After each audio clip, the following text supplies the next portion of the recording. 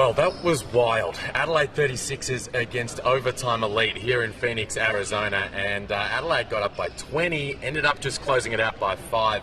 Massive minutes for the young guys. CJ Bruton played Nick Marshall and Fiston Apostle and Hiram Harris, all the young guys, a bunch of minutes, and he kept the starters low, and they managed to close out the game. The Thompson twins, they're on their way to the NBA. They combined for 33 points in this game, and Bryce Griggs had 14. The Overtime Elite kids are legit. Meanwhile, it was the Nick Marshall show. He was unbelievable for Adelaide, the only player in double figures, and he had 23 points and 10 rebounds in a gym that was swarming with NBA scouts. Almost every NBA team represented, 30 to 40 people here in attendance from NBA teams scouting the talent. Well, here he is, the man of the moment from the Adelaide 36ers, Nick Marshall, 23 points and 10 rebounds in that win over the Overtime Elite. Mate, the game overall, a narrow win, how did you assess it?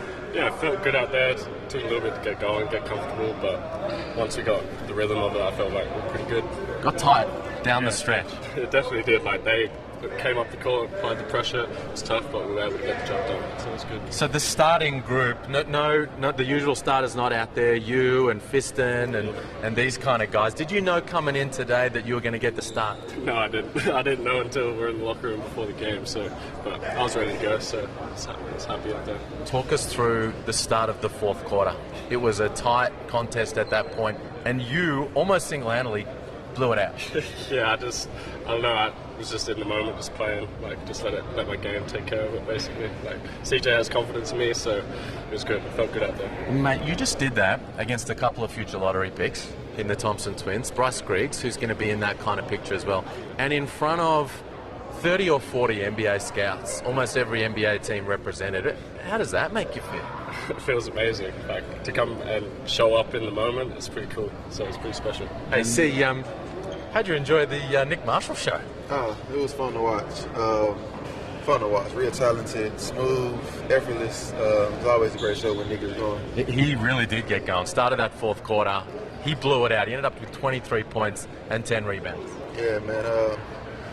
Crazy that he's a DP. Like I said it. Like I don't know much about the NBA, but I know he's up there as one of the best DPs in my opinion. Like, I mean, his game is just so simple and fundamental, but it's so important for our team to play like that. He gets downhill, rebound. He can hit 10 boards. That's what he does. He crashed the offensive glass hard. Like, great player. I always got high praise for him just because the way he goes about his business. I'm a big fan of Nick.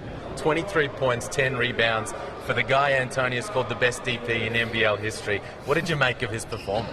No, I thought he was great.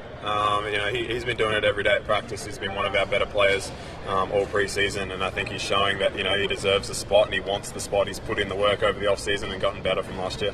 The plan is Nick Marshall is not a DP, and while I've got him as a DP, as I tell all the young kids, it's about you earning it. And for Nick, for my time being with him, he's been nothing but amazing, and the reason why I played him last year and played him a lot in the preseason. If you go back and watch stats during the season, he showed signs, and while he wanted to be a roster player, I need to win. I want to win, and you need to earn it. And if I don't give it to you and you earn it, I will help you. And right now, putting him in a position where all these scouts, and I've been telling them for a while, and I hope that he gets this chance to be in the NBA the way that Jack White has had his chance, because I believe in the kid that much, and I believe he's the future of the 36ers as well. So like Brett Maher, who has his name on the floor, I looked at that already and said that, if he's not in the NBA and he's not playing in the EuroLeague, then we've got a kid in Adelaide, an Adelaide kid that can set the tone for the group that I've started with.